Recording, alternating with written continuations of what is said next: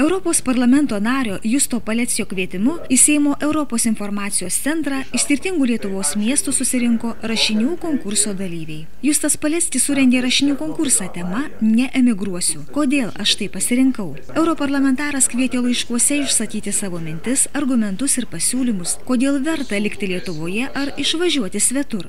Konkursas "Emigruosiu, neemigruosiu. Kodėl aš tai pasirinkau?"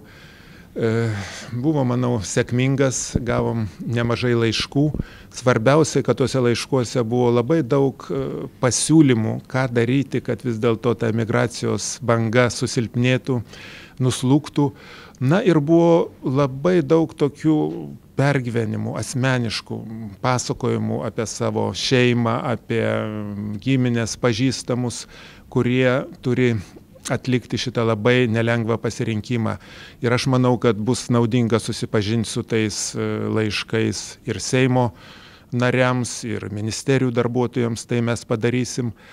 Na ir kiekvienas dalyvavęs konkurse siūlė savo receptus, ką daryti šitoj situacijoje, ir kiekvienas sakė, kad aš šitoj situacijoje, dauguma sakė, aš nemigruosiu, bet buvo vis dėlto ir nemažai tokių, kurie sakė, kad aš su skaudančia širdim, su tikrai tokiu negeru jausmu, kad tenka palikti tėvynę, vis dėlto aš prisipažįstu, kad aš išvažiuosiu, aš nematau čia ateities, nebent kažkas tai pasikeistų. Dauguma rašinių konkurso dalyvių mano, kad išvykimo priežastys netokios jau įtikinamos, o rojų galima susikurti ir Lietuvoje.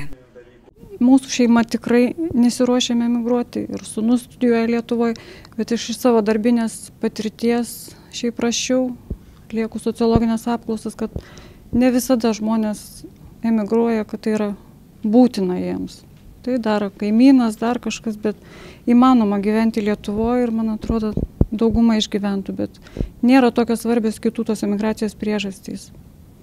Gal net jos, nežinau, pačių susigalvotas. Galima rojų susikurti Lietuvoje. Labai smagu, kad buvo sukurtas toks konkursas, kad moksleiviai galėjo pareikšti savo nuomonę, pasakyti jiems rūpimą temą. Ir aš niekada neemigruosiu iš Lietuvos, dabar taip tikrai manau, po to žiūrėsim, bet manau, kad mano tokia nuomonė ir liks, dėl to, kad čia mano namai, čia mano tėvynė, mano šaknis čia įleistos labai giliai. Aš esu čia gimusi, manau, kad esu Lietuvos patriotė ir tiesiog noriu čia gyventi ir dirbti ir kurti savo šeimą, mokytis ir daryti gerus darbus Lietuvai, kad ir man, ir visiems esantiems šalia būtų geriau. Manau, jog nemigruosiu iš Lietuvos, nes mano visa šeima čia, tėvai, mama. Ir tiesiog mano giminiai nebuvo tokių, kurie emigravo į kitą šalį, tai dėl to manau, kad reikia ieškoti išeities kokios nors, kad neemigruoti ir pradėti nuo savęs gyventi čia, ką nors daryti, kad kuo mažiau paliktų žmonių Lietuvą.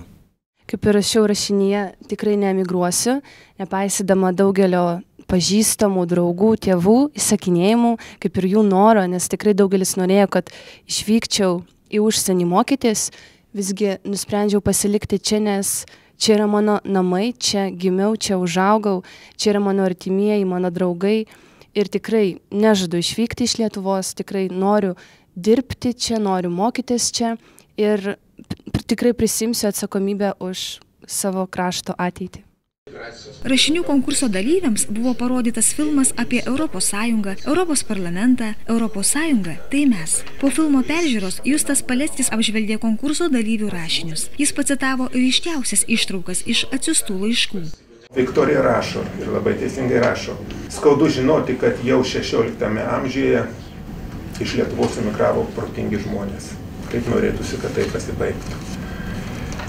Dar vienas toks skaudus man to pastebėjimas. Rinkdamasis emigraciją, lietuvis bėga ne nuo Lietuvos kaip gimtinės, bet nuo valdžios vykdomos politikos. Po laiškų apžvalgos savo mintimis pasidalijo žurnalistas Vilius Kavaliauskas. Jis pasidžiaugė, kad rašinių autoriai labai talentingi jauni žmonės. Kai skaičiau jūsų tas irgi rašinius, aš galvoju, kaip būtų gaila, jeigu nors kas iš jūsų tikrai iš tikrųjų išvažiuotų. Nes jūs esate, sakau, tas yra potencialas, kuris ir turi sukurti naują visuomenę. Tai sakau, mums reikia naujų Justų Paleckių. Aš ir Justą, kadangi labai daug senai pažįstate, tai gal 40 mečiai, jis buvo visą laiką jauniausias Lietuvos politikas. Jis buvo jauniausias ir dabar jis jauniausias savo mąstymo. Jis pasiliko šiek tiek revoliucionierius. Jis yra diplomatas, jis gal ne, bet mums reikia naujų diplomatų, mums reikia naujų Paleckių, mums reikia naujų Landsbergių, mums reikia naujų verslininkų, naujų filosofų, naujų viską. Ir visi išeis iš jūsų.